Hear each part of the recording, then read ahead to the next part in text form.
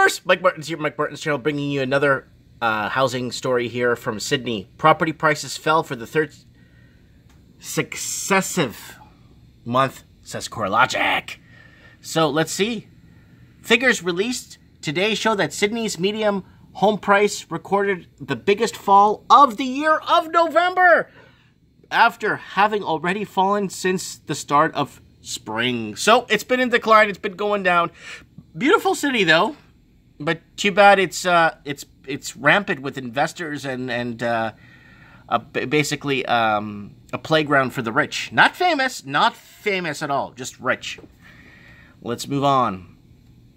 Sydney, once booming housing market, has slammed into full reverse gear, recording the biggest monthly fall in prices this year. Newly released figures show that the citywide median home value dropped 0.7% over November, the third successive month of price falls for the city. I never used that word in my life except now. A typical Sydney home now costs $904 large, roughly $6,000 or 1.3% cheaper than it was at the start of September. Sydney was also the only major capital where values fell over 3 months period, with values in Melbourne climbing 1.9% and Brisbane values increasing by an average of 0.6%. Early signs of suggested that Sydney property markets have finally peaked after nearly 4 years of runaway growth price. So all my friends watching this in the US, my friends watching this, I'm trying to find people that are not experiencing a housing bubble. I guess my friends watching this in Portugal, or my friends watching this in Spain or Germany or something. You know this piece of crap house right here? See that thing falling apart? I think it's tipping over from what it looks like. And it's got a big storage bin next to it. You know how much that house costs? Buyers have been turning away from detached housing market because of the high prices. The burnt down house in Rosebery listed for $1.3 million in picture. $1.3 million for this. Okay. The Pontiac Silverdome sold for $500,000 in Pontiac, Michigan. Look it up. Pontiac Silverdome on CNN Money. Sells for $500,000 in gigantic stadium where they had WrestleMania 3 and I think the Detroit Pistons played, Detroit Pistons and the Detroit Red Wings, I think, were playing out of there for a while. But look at this. $1.3 million for that. Hold on, let me close this thing. It's annoying me. There you go. Research group CoreLogic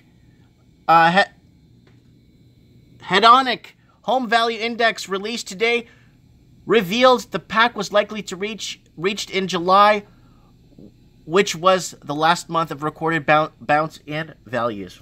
Subsequently, months recorded either prices fall or flat activity. CoreLogic head of research Tim said one of the main drivers of the price decreases was the sluggish demand for detached houses. Many buyers were becoming worried about paying higher prices demand for houses, which on average remain about $250,000 pricier than units, and were opting for apartments, Mr. Lawless said.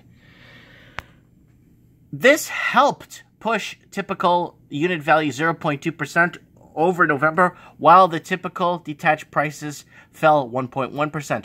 Buyers' growing preference for units softened impact in North-South Wales units construction boom, which had otherwise have put downward pressure on prices, Mr. Lawless said.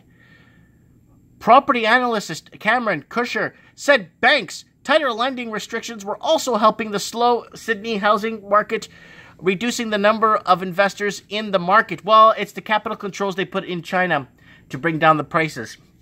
Investors had accounted for nearly 60% of the properties purchased in some parts of Sydney last year, were the main drives of recent boom of Cusher said.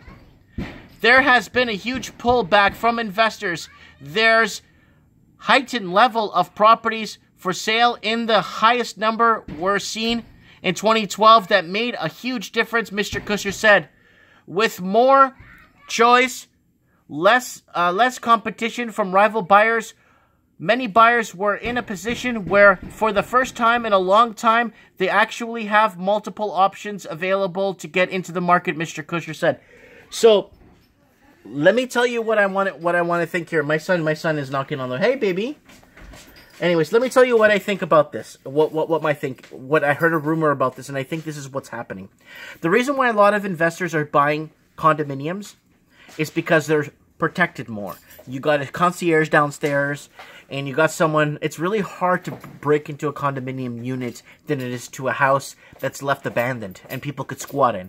With a condominium, there's more protection. You're paying strata fees, but you still have that more protection of your investment. And that's what I'm thinking and why this is happening. Anyways, let me know what you guys think. Comment below. I'd like to know your comments. Prices in Australia are going down, and I think the end of the run is down. The end of the run of the roller coaster ride is over. Stimulus.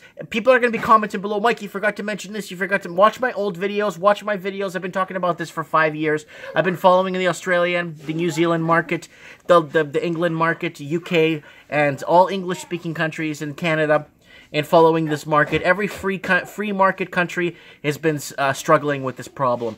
Comment below. Let me know. Thanks for watching.